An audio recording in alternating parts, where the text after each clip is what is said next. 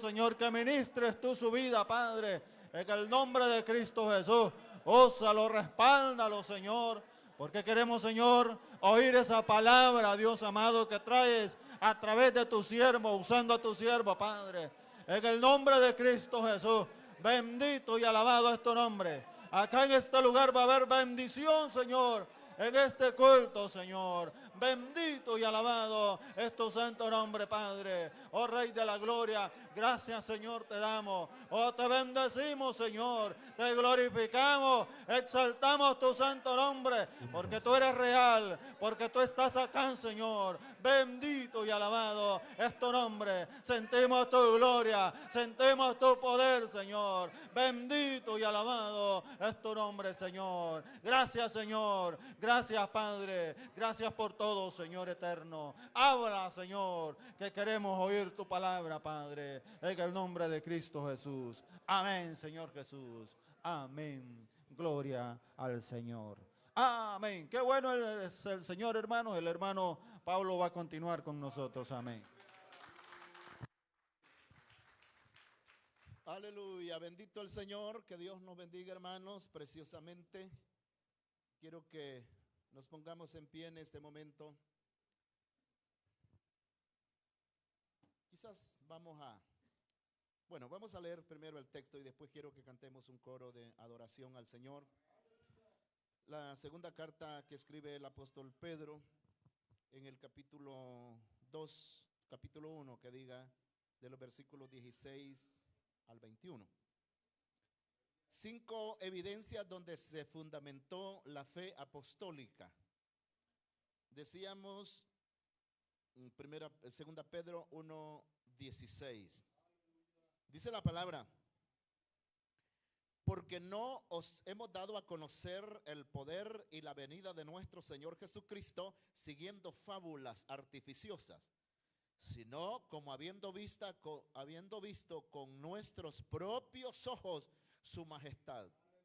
Pues cuando él recibía de Dios Padre honra y gloria, le fue enviada desde la magnífica gloria una voz que decía: este es mi Hijo amado, en el cual tengo complacencia. Y nosotros oímos esa voz enviada del cielo cuando estábamos con él en el Monte Santo. Tenemos también la palabra profética más segura, a la cual hacéis bien estar atentos como a una antorcha que alumbra en lugar oscuro hasta que el día esclarezca y el lucero de la mañana salga en vuestros corazones. Entendiendo primero esto, que ninguna profecía de la Escritura es de interpretación privada. Cantamos un coro, no se sienten, cantamos un coro y luego nos vamos a ubicar para escuchar la palabra del Señor. Este es un coro de adoración. Hay una unción aquí cayendo sobre mí, mudándome, cambiando mi ser.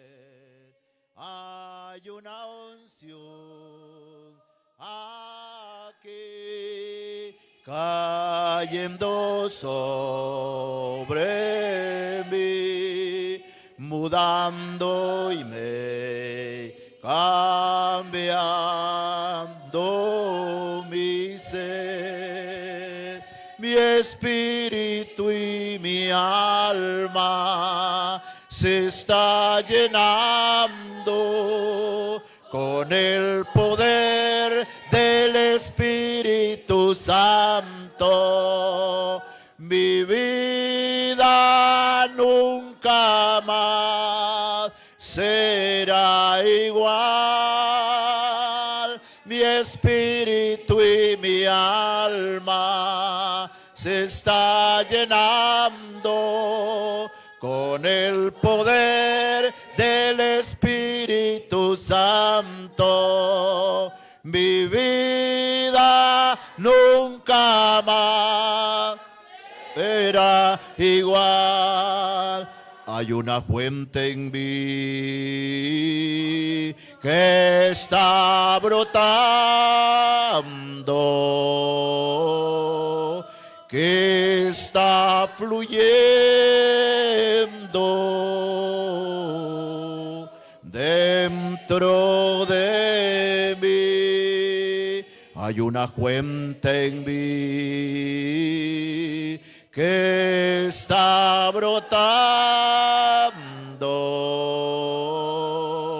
que está fluyendo dentro de mí, y es un río de alabanza y de adoración, dirigido hacia ti, Señor Jesús. Recíbelo, y es un río de alabanza y de adoración, dirigido hacia ti. Recíbelo.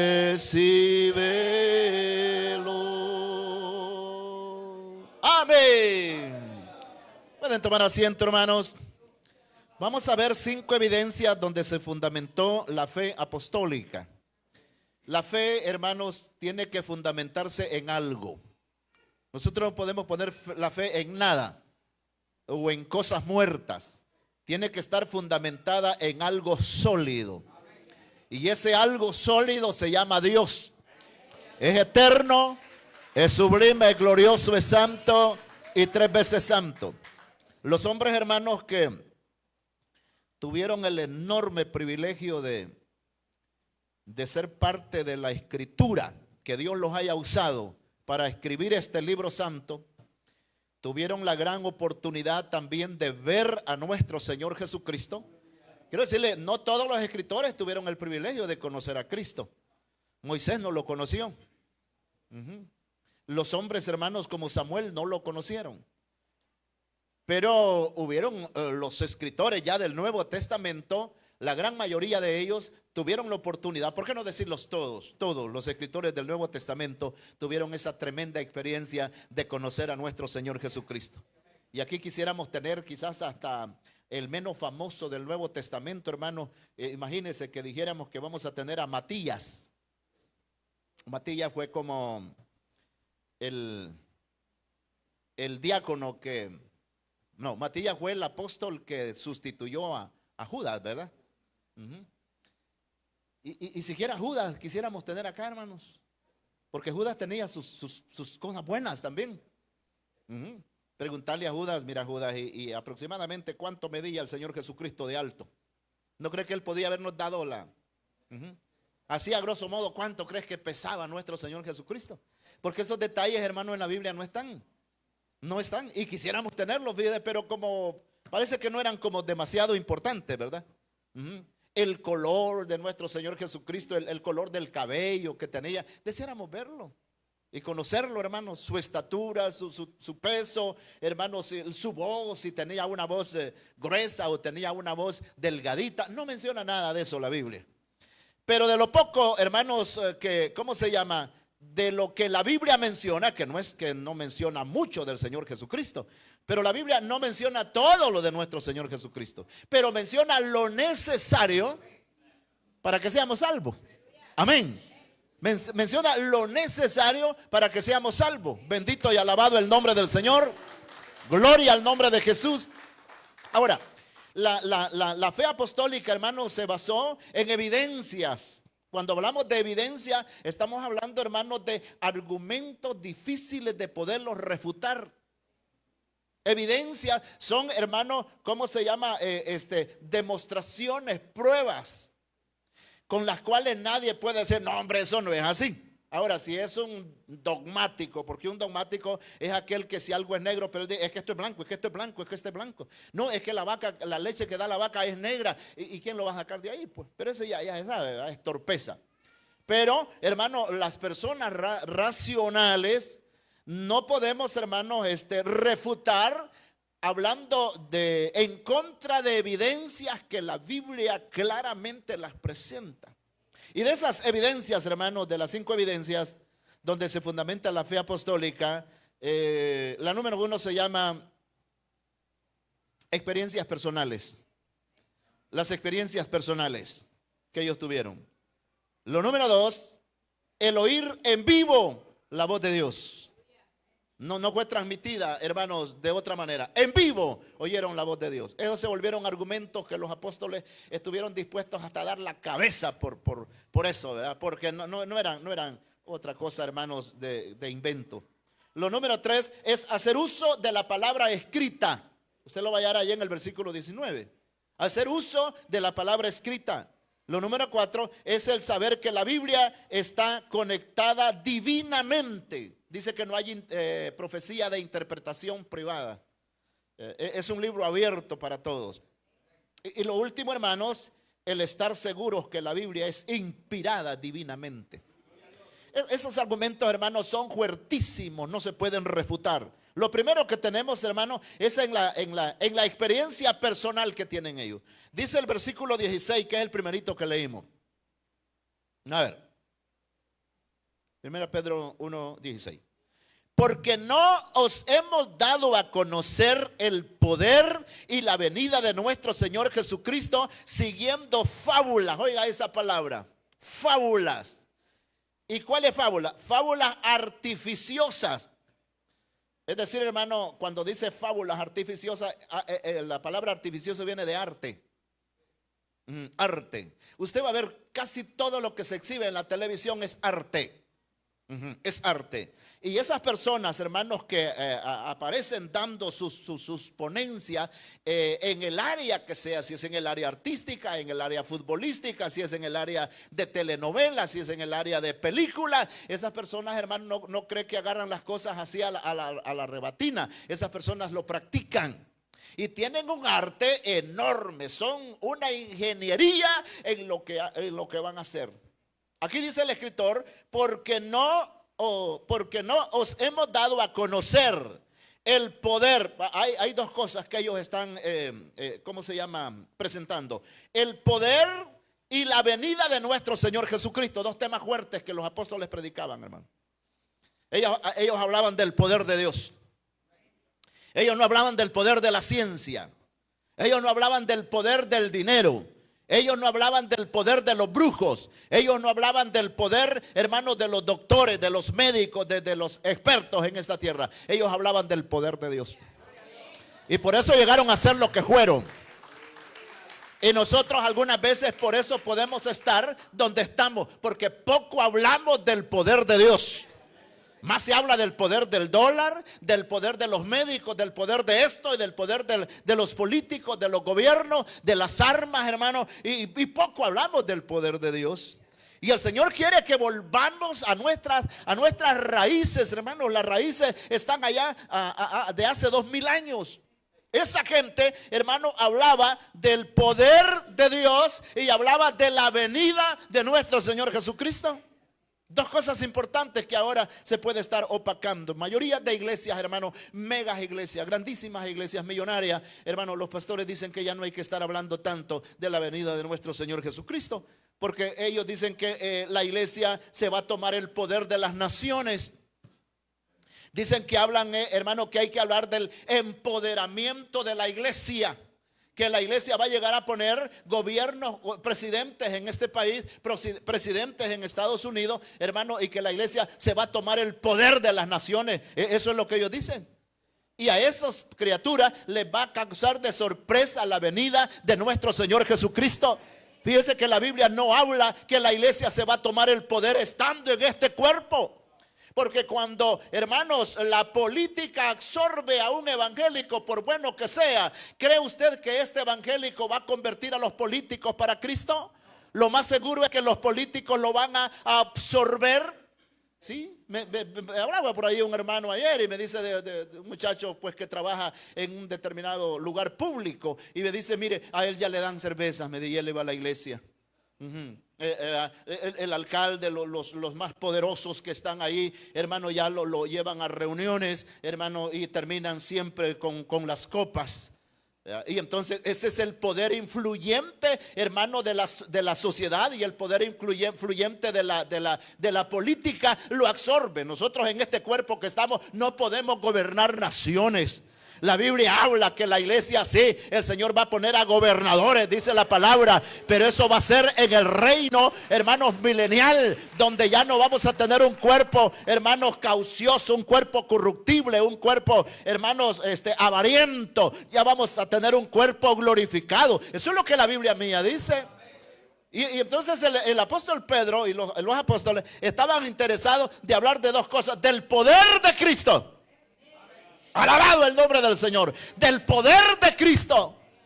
Sí, hermano, y si volviéramos a esas raíces, mire, cuando se habla del cáncer diríamos, eso es pequeño delante de Dios. Cuando se habla de leucemia, eso es pequeño ante el gran poder de Dios. Cuando se habla del SIDA, eso es pequeño ante el poder de Dios. Cuando se habla de tumores, eso es pequeño delante del poder de Dios, porque no vamos a hablar del poder del cáncer, sino del poder de nuestro Señor Jesucristo. Alabado y bendecido es el nombre del Señor. Alabado el nombre de Cristo. No os hemos dado a conocer el poder y la venida de nuestro Señor Jesucristo, dice el apóstol, siguiendo fábulas artificiosas. No estamos siguiendo, dice, fábulas artificiosas. ¿Qué es una fábula? Tengo por lo menos tres aclaraciones, hermanos, o tres aplicaciones de lo que es una fábula. Uno: historietas de ciencia y ficción. Esa es fábula. Historietas de ciencia y ficción. Con el fin de tener a la gente enredada. Tener a la gente enredada. Mire, la gente ha estado comentando y sigue comentando, hermanos, de la famosa mujer de Torenza. ¿Han oído eso? ¿Lo han visto en el teléfono? La mujer de Torenza. Y me han llamado, amigos me llamaron, me dijeron y me dicen que está en 2 Timoteo, no sé si capítulo 2, no hay nada de eso, hombre, le digo. No hay nada de eso. ¿Y cómo pues? Pero allá en el aeropuerto de Nueva York, por allá apareció y que le enseñaron el pasaporte y se lo revisa migración. Y esta mujer dice que es de Torenza. Y entonces en los aeropuertos empiezan a buscar en el mapa dónde está ese país de Torenza. Y no aparece en el mundo, en los 195 países que el mundo tiene. No aparece el país de Torenza. Y empiezan a buscarlo y empiezan a darle seguimiento. Y luego que aparece allá en un aeropuerto en México también. Es una señora que anda con un vestido, no sé si es negro, y un tapado blanco, ¿verdad? Y un vestido largo, y empieza, hermanos, el asunto es que allá en el aeropuerto de Nueva York la metieron a un cuarto de investigación y allí se les hizo humo, salió como un espíritu y lo quedaron viendo. La gente y un 90% de evangélicos, hermanos, creen en esas cosas. Y empiezan a seguir esa cuestión. Y entonces ahora dicen, no, pues que la NASA, dicen, ya descubrió dónde está el país de Torenza. Dice que está como a 200 millones, hermanos, de kilómetros, hermanos, de la Tierra. Hermano, si los científicos a duras penas han puesto un pie en la luna, y la luna está como a 380,000 kilómetros de la Tierra, es decir, está cerquita, hermano, de la Tierra.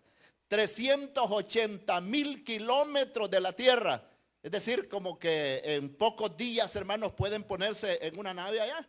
Pero 200 millones de kilómetros, hermanos. Y dice, ya la NASA descubrió dónde está el país.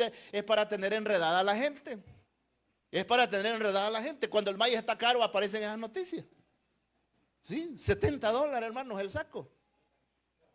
Y eso, hermano, esas son historietas de ciencia y ficción. Decíamos, dicen que un 80% de las redes sociales son mentiras. Son mentiras. Muchas veces, hermano, aparece la violación ¿cómo se llama? Del señor Maduro de Venezuela. Donald Trump, dice, pobrecito, se murió. Y empieza ya te das cuenta que murió Donald Trump. No ande hablando eso. Que se puede morir. Pero aparece, hermanos, personas que ya están en la velación, fíjate, y andan dando café ahí, ¿verdad? Y ya la ponen a la persona, hermanos, en un ataúd. Y dice, vaya, murió fulana. Dice, qué lástima, dice.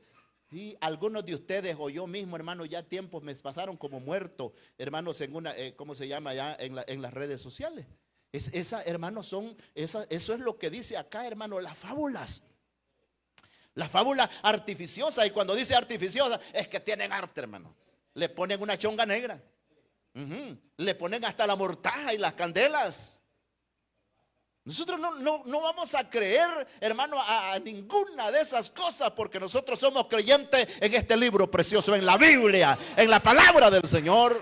Bendito el nombre de Cristo. Y está comprobado que el que es bien creyente a esas cosas vanas, a la Biblia no le cree. En lo que está en la palabra del Señor no le cree. Ahora, decíamos, ese es un concepto, hermanos, de fábula, historietas de ciencia ficción. La número 2, novelas ingeniosamente inventadas. Eso es fábula. Eso es, hermano, fábula. Novelas ingeniosamente inventadas. Es decir, tienen ingenio, hermanos. Tienen ingenio. Es decir, saben hacer las cosas. Saben hacer las cosas. En las novelas, hermano, por eso atrae tantísimo a la gente.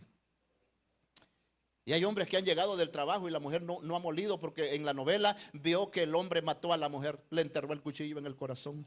Sacó el cuchillo y saca un paño blanco, el hombre limpiándolo, mire, de la sangre, y sale el borbollón de sangre de la mujer. Anda una bolsa, hermano, de ¿cómo se llama? De pintura ahí en el vestido, y allí le metió, hermanos, y es que parece que es sangre, pues. Y el pobre hombre con hambre viene, pero ella está afligida porque mataron a la mujer de la novela. Ellos nunca mueren, hermano. ¿Sí? Los protagonistas de películas, hermanos, los derribaron de un helicóptero y plus, vaya, se mató. En otra película ya salen otra vez ahí. Eso hermano, eso solo es para tener entretenida a la gente. Novelas ingeniosamente inventadas. 3, mitos sofisticados. Mito viene de mitología. Mitología de cosas que no existen, hermano. El famoso chupacabra no existe, hombre. La famosa aquella, ¿cómo le llamaban? Sacalengua. Sacalengua. No, me dice un señor una vez, iba arreando un ganadito, le trabajaba a don Lucillo Flores, un señor allá, y íbamos platicando. Y fíjese, me dice que en tal parte el tragalengua ¿cómo se llama? Le mató una vaca a fulano de tal. ¿Y cómo es eso? Le dije. No, me dijo, es que fíjese que la mitad, me dice, es como culebra. Me dice, le enrolla esa cola a la vaca en el pescuezo, y entonces hace que la vaca saque la lengua. Y la otra parte, me dice, es como una ave, me dice. Parte es culebra y parte es ave. Entonces cuando saca la lengua se la come. Y le digo yo, ¿y quién ha visto eso? No, es que nadie la ha visto. Y yo soy bien complicado, hermano, porque yo me gusta ser analítico. Bueno, le digo yo, y si nadie la ha visto, ¿cómo dicen que la mitad es culebra y la mitad es pájaro? Es verdad, me dijo. Hasta allí se despertó el pobre, mire. Mire, hermano, a los evangélicos tenemos que ser analíticos. Sí, que lo van a dejar que con... No, yo le busco, si no le entro por la puerta, le entro por la ventana, pero vamos a investigar esta cuestión. Mire, es decir, no podemos decir amén a cualquier cosa, hombre. Los evangélicos, hermanos, tenemos coladores finos que el Espíritu Santo nos ha dado, y vamos a ver dónde es que sí, dónde es que no. Entonces el apóstol, hermano, tenía, ¿cómo se llama? Las experiencias personales. Él dice, y volvemos al texto que tenemos acá, porque no os hemos dado a conocer el poder y la venida de nuestro Señor Jesucristo siguiendo fábulas artificiosas. ¿A dónde está la evidencia? Sino como habiendo visto con nuestros propios ojos su majestad. Hermano, necesitamos experiencias personales. En la iglesia no podemos estar viviendo por las experiencias del pastor o del anciano o de la anciana. Tenemos que tener experiencias personales. Que usted diga, hermano, si es que a mí me sanó de la columna. Hermano, si es que a mí me quitó la migraña. Hermano, si es que el Señor a mí me sanó la garganta. Hermano, si es que el Señor a mí me sanó los huesos. Hermano, si es que el Señor me sanó los riñones. Eso es personal. Pero que estemos diciendo, no, es que el hermano sanó a una hermana fulana. Bien, nos puede ayudar mucho, pero es que es algo personal. Es que mire, hermano, esto es que yo lo sentí. Dice el apóstol Pedro, nosotros vimos, dice, con nuestros propios ojos, su majestad. Es decir, no les contaron. Fíjense que el apóstol Pedro tiene más ventajas que Lucas. ¿Por qué razón? Porque Pedro anduvo con el Señor, hermano. Pedro anduvo con el Señor los 3 años y medio y no sé si más. Lucas no anduvo nunca con el Señor. Por eso usted va a ver cuando Lucas escribe el libro, Lucas, hermano, tuvo que recabar información, yo creo que del apóstol Pedro y de otros. ¿Sí? Lucas empieza con el libro. En el primer tratado, Teófilo dice, hablé acerca de las cosas que nuestro Señor Jesucristo comenzó a hacer y a enseñar. Indagando, dice él, diligente. Indagando es investigando. Y el apóstol Pedro, para escribir esta carta, no tuvo que investigar. Él vino. Esas son, hermano, ¿cómo se llama? Las experiencias personales. Esta, hermano, es una evidencia donde se fundamenta la fe nuestra, en las experiencias personales. Y la mamá dice, no, hermanos, es que yo vi de cuando mi hijo ya estaba agonizando, ya estaba volteando los ojitos. Oramos al Señor y el Señor Jesucristo lo levantó. Alabado el nombre de Cristo Jesús. ¡Aleluya! Esto es evidencia. Yo quiero contarles algo, hermano. Quizás no lo he contado acá, pero llegué a una casa donde ya el papá de la dueña de la casa estaba agonizando. Era la cuestión del COVID. Ir a orar por una persona, hermanos, que estaba, ¿cómo se llama? Ya bien contagiada con el COVID, pues se necesitaba fe. Pero con nosotros funciona la fe. Y es el hermano Neptalí Contreras. Yo no recuerdo si estaba hermano Lenchito ahí. Entonces él ya lo tenía en un corredorcito al otro lado, donde hermana Rosita estaba en el corredor. Y entonces le digo, hermana Rosita, ¿y cómo está su papá? Porque lo que sabía yo es que él ya estaba ya agonizando. Y me dice ella, no, hermano, me dice mi papá, ya, con él ya no hay esperanza. Traté yo de no ahondar plática con ella, porque ya sentía la sensibilidad que había en ella. Y me voy hacia el otro lado. Parece que estaba en el suelo, hermano, en un colchón, ahí en un corredorcito al otro lado, porque está un corredor al frente de la calle. Y ya vi la situación de él. Sí, estaba ya, hermano, que ya no se podía esperar más. Pero vengo yo y me acerco y le digo, hermano Nectalí, usted ha creído en el Señor, usted es un guerrero en el Evangelio, le digo, y usted ha creído en Cristo y el Señor es poderoso para levantarlo a usted de esa situación en que está. Yo no recuerdo si él me contestaba o no me contestaba, pero yo lo que notaba es que él todavía estaba con vida. Hicimos una oración ahí, hermano, no una oración tan larga, hermano, pero hicimos una oración muy bonita, muy preciosa, porque quiero decirle, hermano, los mejores alimentos que nosotros tomamos no son aquellos grandes jarros que nos tomamos así, mire. Dice lo que se tomó, dice es la tercera parte de una taza de sustancia de garrobo. Pero eso vale más que un gran platón de sopa de res que lleva más agua que. Una oración breve, hermano. Oramos al Señor y lo presentamos, hermano. Y Señor, tú eres poderoso y tú vas a hacer la obra. Al nomás terminar la oración, se levantó. No es que se dé vuelta, se levantó. Alabado el nombre de Cristo. Y con el respeto de ustedes, dijo él, voy a ir a orinar, dijo. Y dejó, hermanos, pegado a un tapial allí. Él solo lo hizo todo, hermanos. Y ya se regresó a una maquita. Eso es lo que dice el escritor, hermanos. Eso es lo que dice el escritor sagrado que hemos leído acá. Porque no hemos dado a conocer el poder y la venida de nuestro Señor Jesucristo siguiendo fábulas artificiosas, sino como habiendo visto con nuestros ojos. Ahora que venga alguien a decirme, mire, hermano, Jesucristo ya en estos tiempos no sana, porque hay iglesias que no creen en la sanidad divina. Y vengan los testigos de Jehová, inclusive los mismos adventistas. Ellos cuando están con el agua al cuello piden oración. Pero así en la vida se burlan de nosotros, ¿verdad? Y dicen, no, hermano, estas cosas quedaron, solo fue para el ministerio apostólico, dice. Y esto ya no continuó. Que le digan a usted después de haber, hermano, visto a un familiar suyo o usted mismo recibiendo un milagro. Si hay gente, hermano, que de acuerdo a los médicos ya tiempos está sepultada, pero que vengan a la iglesia, aquí los van a ver. Alabado el nombre del Señor. ¿Y cómo es esto? Dice, si ya los pulmones, los riñones no le funcionaba. Es que tenemos un Dios grande. Alabado y bendecido el nombre del Señor Jesucristo. Hemos visto con nuestros propios ojos su majestad. Es que no es que me hayan contado, no son rumores, hermanos, de camino real. Es que lo hemos vivido, hombre. Que no tengamos mucha gratitud, esa es otra cosa. Mire, pero para los milagros, hermanos, que Dios ha hecho, es para que no cerráramos la boca alabando al Señor. Sí, hermano, es para que no cerráramos la boca dándole gracias, dándole gracias. Aleluya. ¿Recuerda usted de aquel leproso de entre los 10 que regresó, dice la Biblia, agradecido? ¿Cómo dice que daba gracias? A gran voz. A gran voz. Sí. Aunque aquí vemos, hermano, ¿por qué no decirlo todo? Desde que entramos, gloria a tu nombre, Jesús, alabado tu nombre, Padre. Gloria a tu nombre, Señor. Para muchos, Padre mío, ya me anduvieran coronando por allá, dicen el cementerio, pero aquí estamos coronando a Jesucristo y dándole honras y gloria y alabanzas al que vive por los siglos de los siglos. A ese sí se merece. Entonces, esa es una evidencia, hermano, donde se fundamenta la fe nuestra.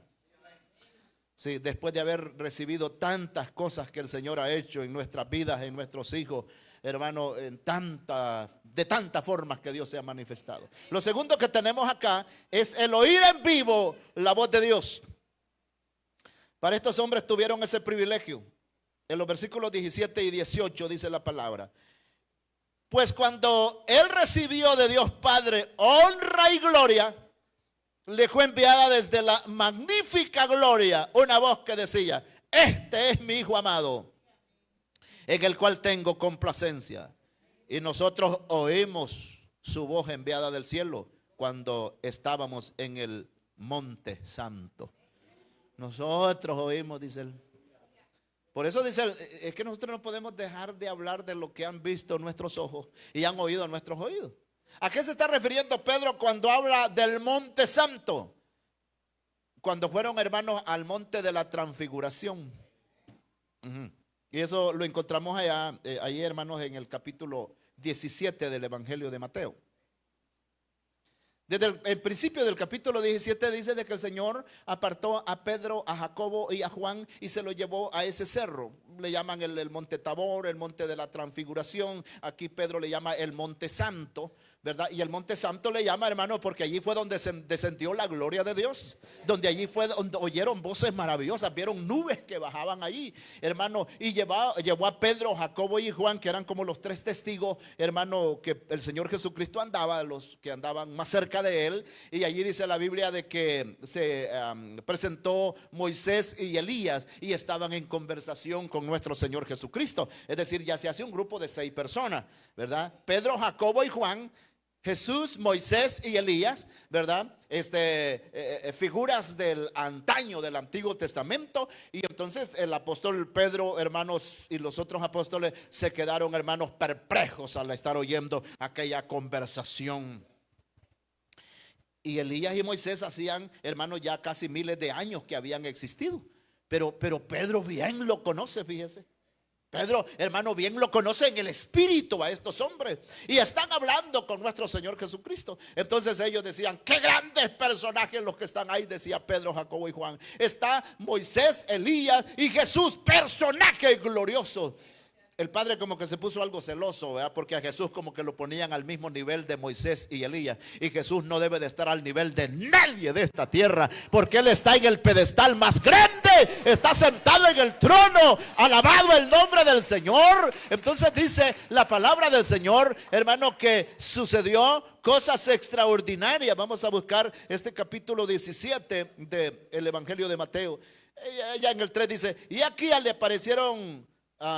y aquí les aparecieron Moisés y Elías hablando con él. Entonces Pedro dijo a Jesús: Señor, bueno es para nosotros que estemos aquí. Si quieres, hagamos aquí 3 enramadas, una para ti, otra para Moisés y otra para Elías. Mientras él aún hablaba, una nube de luz los cubrió. Y aquí una voz desde la nube que decía: este es mi Hijo amado, en quien tengo complacencia. A él oíd. Al oír esto, los discípulos se postraron sobre sus rostros y tuvieron gran temor. Tiene la voz del Padre. ¿Sí? Para aquellos que dicen que solo es Jesús.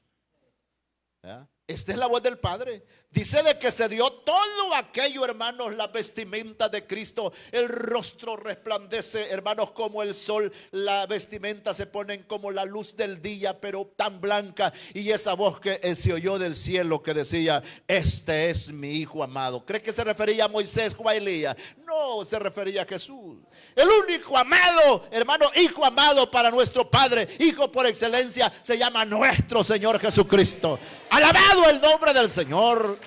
Nosotros, por la misericordia, somos hijos de Dios. Y hasta nos queda grande todavía esa camisa de ser hijos de Dios. El Hijo por excelencia es nuestro Señor Jesucristo. Este es, dijo, mi Hijo amado. Es decir, el Padre no se avergüenza de su Hijo, en el cual dice: tengo toda complacencia. La gran pregunta es, hermano, nosotros somos hijos de Dios. ¿Cree que tendrá toda complacencia Dios en nosotros? Presiento que no. Presiento que no.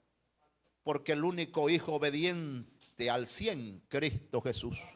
El único Hijo santo y 3 veces santo, Cristo Jesús. El único Hijo obediente que estuvo dispuesto hasta ir a la cruz, obedeciendo al Padre, nuestro Señor Jesucristo. Nosotros a veces, hermanos, protestamos por cositas, ¿verdad? Otro culto, dice. Otra ofrenda, decimos nosotros. Y si la damos es porque Dios nos ha bendecido. Por detalles pequeños, hermano, a veces discutimos, a veces peleamos. Hermano, discutamos lo que es el diezmo, decimos nosotros, peleando por no darle la 10ª parte al Señor. De 10 colones, hermano, un dólar, de $1, peleando por 10 centavos, hermano. Al Dios de la gloria, que no solo nos da dinero, sino que nos da salud, nos da vida, nos dio el invierno, nos dio el aire, nos dio el sol, hermanos, que nos alumbra, el aire que respiramos, hermanos, nos da el sustento. Ha dado, hermanos, tanta fortaleza y defensas a nuestro cuerpo para seguir viviendo. Y por eso, cuando se habla de Cristo, dice: en Él tengo todo contentamiento. Jesús no dio una ofrenda de dólares, hermano. Jesús, la ofrenda que dio fue su cuerpo. Su cuerpo. ¿Vea que lo dio todo? Lo dio todo. Y decíamos aquí, hermanos, hace algún tiempo yo leía en un libro, en una librería. Ese libro no lo compré, pero era un libro de anécdotas. Y dije yo, lo hubiera comprado. Pero a veces los libros que me gustan en las librerías, que no los voy a comprar, lo que hago es aprovechar, darles una revisadita ahí. Mire ahí, pues los vuelvo a poner ahí.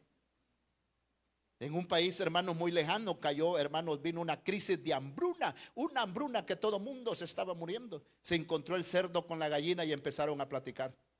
¿Qué crisis la que tenemos, verdad? Sí, le decía el cerdo, es que todo mundo se está muriendo de hambre. Y la gallina le dijo al cerdo, y mira, le dice, y todo mundo está aportando algo, le dice, porque estaban haciendo, hermanos, maratones y radiotones y buscando para paliar esa gran hambruna, ayudarle a los más necesitados. Y le dice la gallina al cerdo, ¿y cómo hacemos? Le dice, para ayudar nosotros. ¿Qué le das? ¿Qué vas a dar tú? Le dijo el cerdo a la gallina. Yo doy todos los huevos de una postura, le dice. ¿Cuántos huevos pone una gallina, hermano, en una postura? Quizás no hay estándar, ¿verdad? Pero anda por unos 10 huevos por ahí, 8, 10 huevos. Bueno, por mucho que fueran, 10 huevos iba a dar. La gente iba a pasar a puro huevo. Pero algo, ¿verdad? Entonces le dice la gallina, yo doy eso. Y tú, le dijo al cerdo, ¿qué das?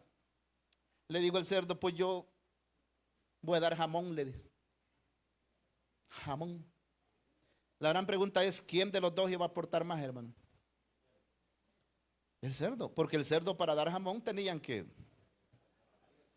matarlo. Y la gallina, pues esa pone, ¿verdad? Y se pone unos sus días por ahí que hasta las maneamos, ¿verdad? Y de allí volvió otra vez. El cerdo lo iba a dar todo. ¿Y sabía usted que Jesús lo dio todo? Amén, Él lo dio todo por nosotros. Ahora dice un apóstol, nosotros debemos de estar armados también de ese mismo sentir y ese pensamiento. Y dice Pablo a los filipenses, haya pues en vosotros ese sentir que hubo también en Cristo Jesús. Entonces, hermano, estos hombres oyeron la voz de Dios. Y nosotros lo oímos, dice, cuando el Padre dijo, este es mi Hijo amado.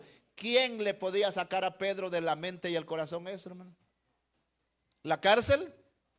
Estuvo en la cárcel, pero no se lo sacaron. Lo llevaron, hermanos, al crucifijo, porque Pedro dicen que murió, de acuerdo a la historia, crucificado. Y cuando lo iban a crucificar, Pedro dijo, yo quiero, dijo, un privilegio, dijo Pedro, antes que me crucifiquen. Crucifíquenme, dijo, cabeza abajo, porque no soy digno, dijo, que me crucifiquen así como a nuestro Señor Jesucristo. Bueno, hermano, ya sea cabeza abajo o cabeza arriba, pero tratando de que nos van a crucificar, ¿verdad? Sí, es terrible. Pero esos hombres lo dieron, hermano. Lo dieron. El Señor Jesucristo le dice a Pedro, vos cuando estabas joven, le dice, ibas donde querías, te ceñías tú solo. Ahora ya viene otro, te van a ceñir. Ya no vas a hacer lo que tú quieres, sino lo que quieren los demás. Pero él entregó su vida, hermano, y dio esa vida, creo, quizás crucificándolo, y decía, pero yo oí la voz del Padre que decía, este es mi Hijo amado, alabado sea el nombre del Señor. Pero yo ya vi a Cristo ya en cuerpo glorificado, porque Pedro, hermano, tuvo la oportunidad de ver ya como cuando se dice transfiguración. La palabra transfiguración es que el Señor dejó, la palabra tran es atrás, es que el Señor dejó atrás por un momento la naturaleza humana y se revistió de lo 100% divino. Pero eso fue nomás algo momentáneo, ¿verdad? No. Ahora, Cristo ya, hermanos, tiene un cuerpo glorificado y ya la muerte no se enseñoreará más de él. A Pedro nadie le pudo sacar eso. Digo, hermanos, porque vienen tiempos que nosotros no sabemos qué movimientos fuertes van a venir. Y ahorita usted anda en su cartera, en su bolsa, un artefacto que se llama teléfono. El teléfono puede ser, hermano, un conducto, o puede ser, hermano, un arma para trastornar la fe nuestra también. Sí, porque mire, lo triste es que la mayoría de predicadores falsos, hermanos, son los que están usando esa herramienta para trastornar la fe nuestra. Le dan para un lado, le dan para el otro y le dan para el otro. Hermano, hay argumentos que se están levantando que este libro no tiene ninguna autoridad. Estaba oyendo, hermano, de los movimientos judaizantes que están desechando el Nuevo Testamento y dicen que el Nuevo Testamento no tiene ningún valor. A Jesús lo ponen en niveles, hermano, de Mahoma, lo ponen en nivel, dicen que fue un profeta bueno, pero que Salvador no lo es. Y si nosotros no tenemos raíces en la fe, hermano, va a ser un pedacero que va a salir para todos lados. Pero que Dios nos ayude. Para eso es bueno venir al culto, hermanos, porque aquí se alimenta la fe nuestra. El oír en vivo la palabra del Señor. Sí. Pedro dice, yo oí la voz, esa era la voz del Padre, porque dijo, este es mi Hijo amado. En el bautismo de Jesús, Evangelio de Mateo capítulo 3, también, hermano, encontramos esa experiencia maravillosa, que dice de que Jesús fue al Jordán como iban todos, hermanos, a ser bautizados, y Juan estaba bautizando en el Jordán. Evangelio de Juan dice que Juan vio a Jesús que venía subiendo, hermano, hacia donde él estaba bautizando, y Juan se inspiró cuando vio a nuestro Señor Jesucristo. Juan no dijo, ahí viene el Hijo de María, ahí viene Jesús, ahí viene el Cristo, ahí viene el Hijo de José. Juan dijo, he aquí el Cordero de Dios que quita el pecado del mundo. Viva Jesús como, hermanos, como un cordero que viene para quitar los pecados del mundo. La gente que estaba allí en la poza, hermanos, allí no entendieron y estaban viendo, decían, ¿será ese muchacho que viene ahí que trae un cordero? O estaban viendo que del monte iba a salir un animalito, pero Juan se refería a nuestro Señor Jesucristo. Y la Biblia dice de que Jesús le dijo, Juan le dice, aquí vengo para que me bautices, le dijo. ¿Qué dice la Biblia? Le dijo Juan, no, Señor, le dijo, no, le dijo. Yo, le dijo, me conviene que tú me bautices y tú me dices que yo te bautice. Se resistió Juan. Entonces Jesús le dijo, mira Juan, deja Juan, deja. Parece que es que no has entendido todavía. Es que mire, hermano, estas cuestiones del reino, a veces cuando no tenemos la revelación de Dios, no la entendemos. Y yo presiento que en la iglesia hay mucha gente que andamos algunas veces al ruido, al aplauso nomás, al zapateo nomás. Y no hemos entendido, hermano, las cuestiones del reino. Y cuando no entendemos las cuestiones del reino, estamos confundidas. Mire, Juan, para ser Juan, pues, porque, hermano, si Juan no era un cualquier creyente, hermano. Fíjate que Jesús dijo que de los hombres nacidos de mujer, no había otro mayor que Juan. Y no se refería a edad, pues que es mayor que Adán o que Matusalén. No, se estaba refiriendo a los valores de privilegio, hermano. Que es el único profeta Juan, hermano, que no dijo van a ser un Mesías, van a ser una estrella, se va a levantar esto y lo otro. Dijo Juan, ahí viene detrás de mí, dijo. Eso no tuvo Isaías, ni Moisés, ni Salomón, ni Miqueas, ni Daniel. Ese privilegio, todos señalaron que iba a venir. Isaías, sus profecías andan por 800 años antes, hermano. Las profecías de David andan por 1000 años antes, hermano. Las profecías de Miqueas andan por 450 años antes. Todos señalaron para adelante. Y Juan dijo, ahí viene detrás de mí. Ahí viene detrás de mí, dijo. Ajá. Y entonces, hermano, pero Juan no entendía. Entonces le dijo, sí, Señor, le dijo el Señor, no entiendes esto. Deja, Juan, le dice, para que se cumpla toda verdad y toda justicia. Deja, después tú vas a entender estas cosas. Y Juan dice, yo no le conocía, dice Juan. Por eso no entendía entonces. El que no conoce a Jesús puede venir a la iglesia, puede cantar, ofrendar, predicar, orar, ayunar. Pero si no conocemos a Jesús, no entendemos esto. Yo no le conocí, dice, pero me dijo el Espíritu Santo, sobre quien veas que desciende el Espíritu Santo, ese es. Cuando dice la Biblia que descendieron al agua, dice la palabra del Señor, hermano, y Juan bautizó a Jesús. Y cuando subían del agua, dice que el cielo fue abierto. Oiga bien, la Biblia solo presenta 4 veces que el cielo ha sido abierto. Y el cielo fue abierto y se oyó una voz del cielo que decía, este es mi Hijo amado, en el cual tengo complacencia. ¡Aleluya! Eso lo oyeron los hombres del Señor y eso lo quiso mantener firme. Hermano, eso de estar oyendo la voz de Dios a nosotros nos ayuda para mantenernos firmes. Es que mire, el oído no tiene párpados, decía un anuncio. El oído oye de todo, hermano. El oído oye de todo, escucha de todo. En el teléfono que andamos, ahí se oye de todo. Ahí no vamos a cerrarle la boca a los malcriados porque eso está libre, pues. Pero qué bonito es cuando venimos a la casa del Señor a escuchar palabras de vida eterna. Fuente de vida es la palabra del Dios de la gloria. Venimos a hablar de un Cristo que salva, sana y bendice en gran manera. Número 3. Otra evidencia, hermanos, donde se fundamentaba la fe apostólica es el hacer uso de la palabra escrita. Esto es bien básico, hermano. Miren, la fe nuestra está basada en este libro. Amén. Está basada en este libro. Y gloria a Dios por eso. Debemos de ser buenos lectores de la palabra del Señor. Buenos lectores de la Biblia, hermano. Dice el versículo, vamos a ver 19. Del texto que hemos leído del capítulo 1, versículo 19. Tenemos también, dice, la palabra profética más segura, a la cual hacéis bien estar atentos como a una antorcha que alumbra en lugar oscuro hasta que el día esclarezca y el lucero de la mañana salga en vuestros corazones. Tenemos esta es la palabra, miren, esta es la palabra profética. Y dice más segura. ¿Por qué es más segura? Esta es más segura que cualquier profeta que ande, hermanos, trayendo mensajes. Porque mire, hay iglesias, hermanos, nosotros tenemos ese nombre también, iglesia, apóstoles y profetas. Y algunas veces nosotros estamos viñetados en otros lados, los tienen miedo, hermano. Estos son de los profetas que se ponen un cinto, dice, ¿verdad? Y cuando ese profeta se afloja ese cinto, crea que se le caen los pantalones. Y entonces, hermano, las iglesias proféticas, hermano, esas se están dividiendo cada día. Porque ahí en esa iglesia profética, casi la Biblia no le paran bolas. Vaya, dice, vamos a tener la sección de sueños. Sueños.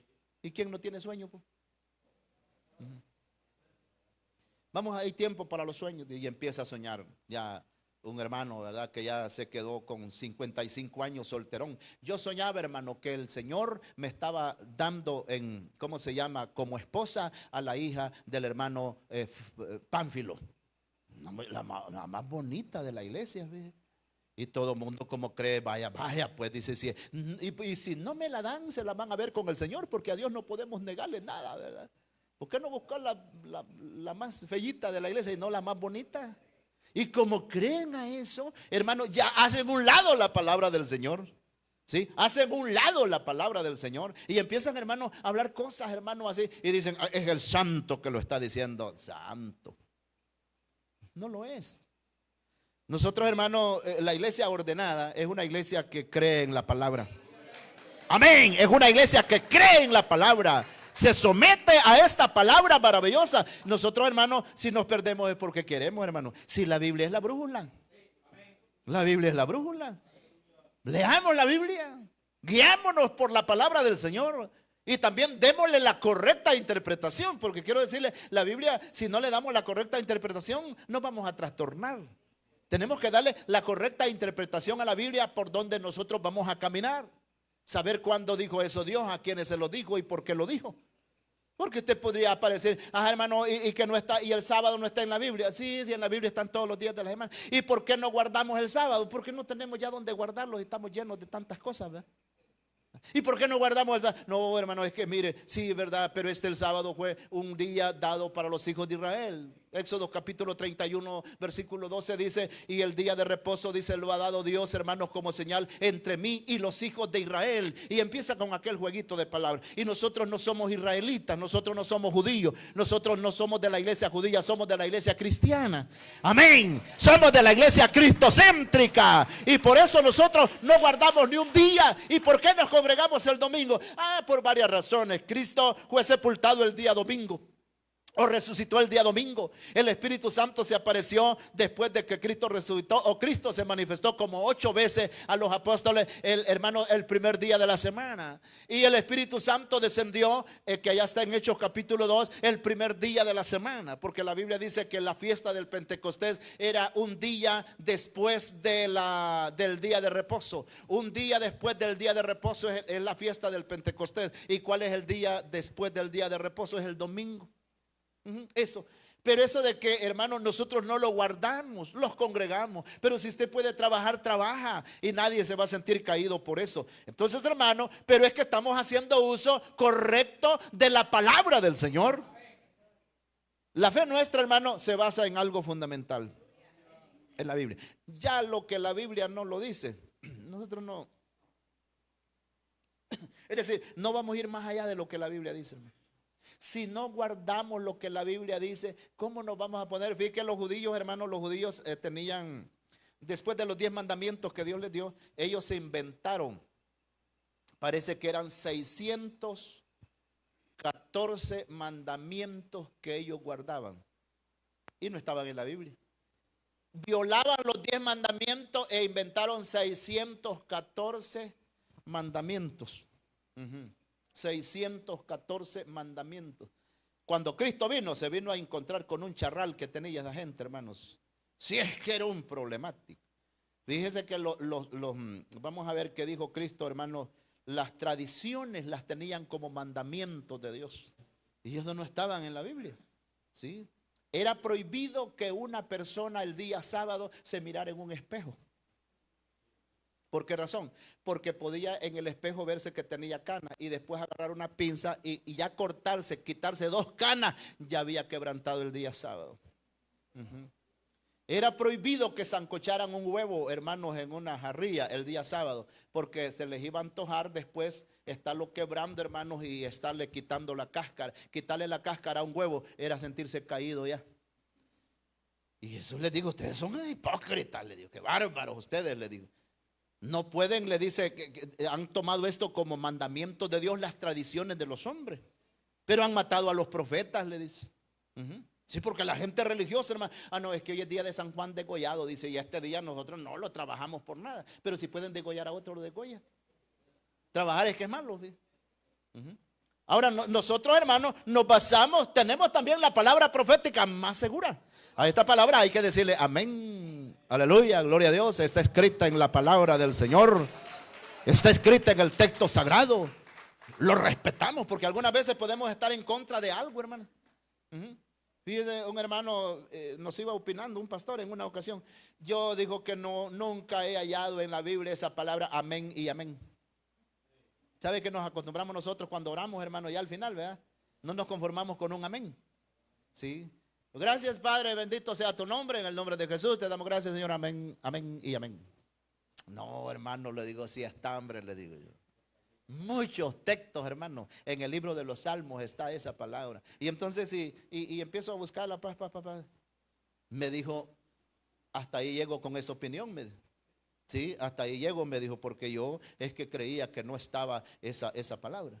Un hermano en un bus en una ocasión, que por cierto murió esta semana allá por la Pintal. Él era, hermano, bien conservador. Hermano, y eso de aplausos lo ha hallado usted en la Biblia. Sí está, le digo yo. Sí está, le digo yo. Y le saco allí, hermanos, un Salmo 90 y no sé qué. Y hasta los árboles, dice Isaías 55, 13, dice que los árboles darán palmadas de aplausos alabándose a Jehová. Me dijo, pues está en la Biblia, hermano. Me dijo eso, démosle para adelante, gloria a Dios, aplaudamos acá en el bus, le digo. Sí, es que mire, lo que la Biblia dice, hermano, gloria a Dios. ¿Ya? Y que a veces nosotros creamos barreras nosotros mismos, hermanos, de creencias, hermanos, equivocadas. Pero cuando ya nos enfrentamos a la palabra, no, está en la Biblia eso. Sí, está en la Biblia eso. Ajá. Y entonces echémoslo a la práctica. Ahora, ahí se basaba, hermano, la fe apostólica se basaba, hermanos, en la palabra del Señor. Bendito el nombre del Señor. Dice que es más segura. La Biblia, hermano, es nuestra regla de fe. Ella es nuestra regla de fe. Y allí nos basamos. Porque digo, hermano, si no hubiera existido la Biblia, ¿qué de nosotros? ¿En qué creyéramos? ¿Sí? En que todavía andan indios ahí adorando al Dios Sol. Andan adorando a la Madre Tierra. Y creyendo en cosas que la Biblia no los presenta como Dios. Y gracias al Señor, porque yo he creído en Dios por este libro. Este es el libro, el único autorizado para hablarme de Dios en la Biblia. Y por eso dice, tenemos también la palabra profética más segura. Más segura. La que nos habla, hermanos, con claridad. Eso es, vamos al número 5.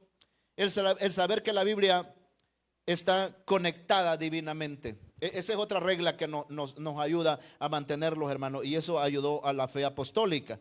Dice el versículo 20. Vamos a ver. Entendiendo primero esto, que ninguna profecía de la Escritura es de interpretación privada. Cuando la Biblia habla de profecía, se está refiriendo a toda la Biblia.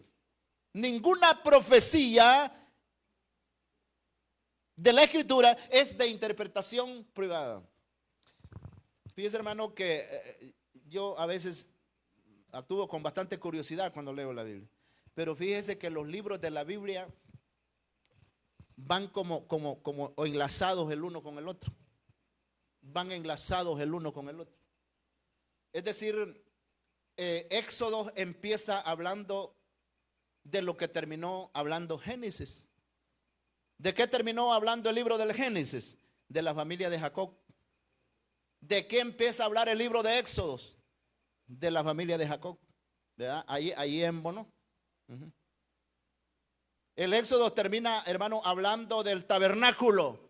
El libro de Levítico arranca con lo que es el tabernáculo y ahí va unido. No hay libro de la Biblia que esté desconectado el uno con el otro. Tiene, hermanos, una conexión divina. Bendito y alabado sea el nombre del Señor. Entonces aquí dice, no hay interpretación privada, no hay lagunas, hermano, en la Biblia, sino que todos llevan una secuencia.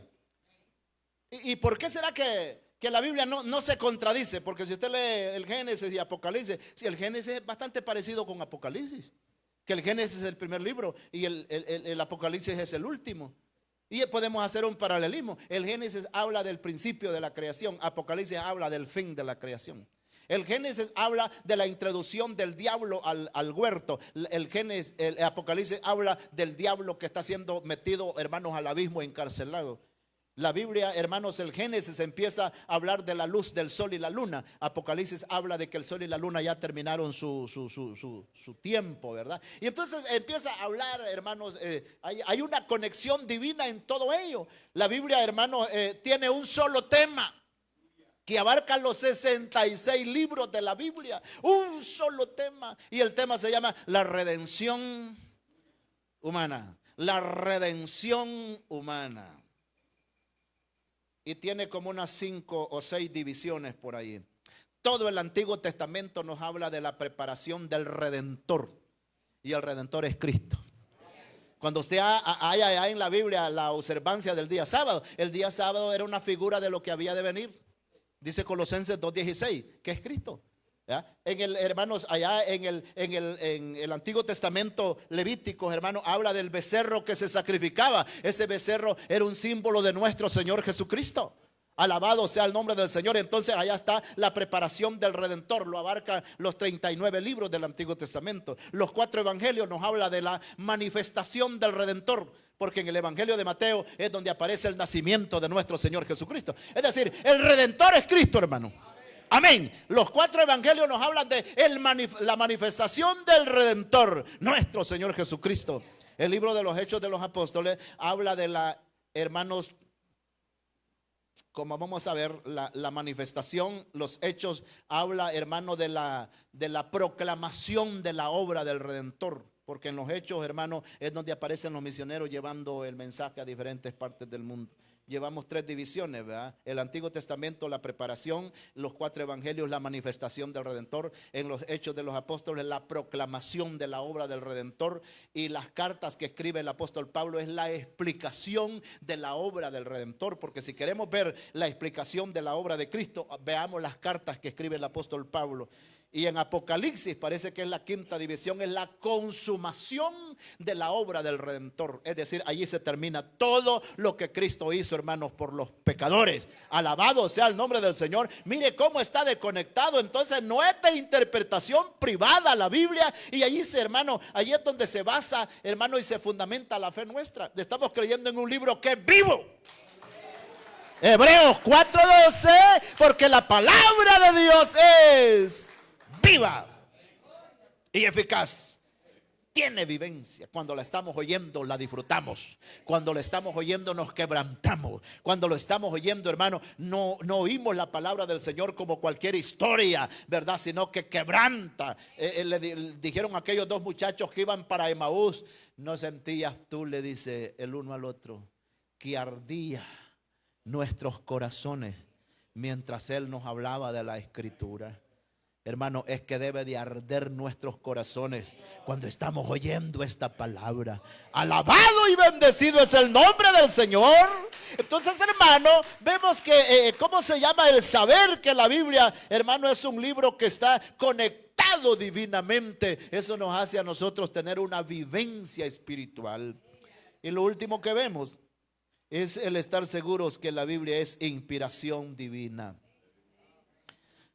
Este libro no es un invento de los hombres. Terminamos con el versículo 21, hermanos, que es el último que estábamos leyendo. Porque nunca la profecía fue traída por voluntad humana, sino que los santos hombres de Dios hablaron siendo inspirados por el Espíritu Santo.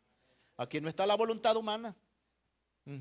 Aquí no está la voluntad humana. Aquí es la voluntad divina. Si hubiera sido escrita, hermanos, sencillamente por teólogos, la Biblia solo hablara de las cosas bonitas de los hombres. Solo hablara de las grandes hazañas de Moisés. Pero que Moisés mató a un egipcio, Dios no estuviera. Que Moisés, él se enredó, hermanos, con Cetura, aparte de ¿cómo se llama? De Sara. O que le pegó, hermanos, un hijo Abraham a Agar. Eso no estuviera en la Biblia. No estuviera en la Biblia. O que David le quitó la mujer a Urías, Eteo. No, en la Biblia solo estuviera que es el dulce cantor de Israel, que es el rey conforme al corazón de Dios, pero que le quitó la mujer a este señor y lo mandó a matar a lo más espeso. No estuviera. No, de que Jonás se fue huyendo para Tarsis. No estuviera. Solo las cosas bonitas. Cuando usted compra un libro, hermano, yo estaba viendo en una librería la biografía de Fidel Castro. No lo compré porque no estaba bien enterada, pero estoy seguro que en esas biografías de esos hombres las cosas malas de ellos no se dicen. No, allí se saca, hermanos, que son los libertadores, que en el año 1959 llegó Fidel Castro con el Che Guevara, hermanos, un boliviano, ¿verdad? Y se tomaron, hermanos, Cuba, y el mentado Fulgencio Batista, que era el presidente que estaba en Cuba, hermanos, lo derrotaron. Y que hablar de las hazañas, del adiestramiento, de lo bélico, de esto y lo otro, pero de las cosas malas, que Fidel Castro, hermanos, tuvo un gran montón de mujeres, eso no. Que Celia Cruz salió huyendo de de Cuba porque no quiso tener nada con él. Hermano, eso no está. De que Fidel Castro era de los 7 más millonarios del mundo, eso no está, porque ellos hablan siempre, hermanos, del proletariado, que hablan, hermanos, de ¿cómo se llama? De la pobreza, ¿verdad? La pobreza es para los demás, pero para ellos no. Eso no está, eso lo esconden. Pero en la Biblia, hermano, la Biblia saca los pros y los contras, las cosas bonitas y las cosas feas. Por eso es el libro transparente de Dios, y tenemos esa palabra profética. Dice, y esta profecía no es por voluntad humana, sino que el Espíritu Santo fue el que inspiró a los hombres de Dios, hermano, para que escribieran todo lo que tenemos escrito. Por eso damos honra y gloria a Dios por este libro y nos sentimos contentos.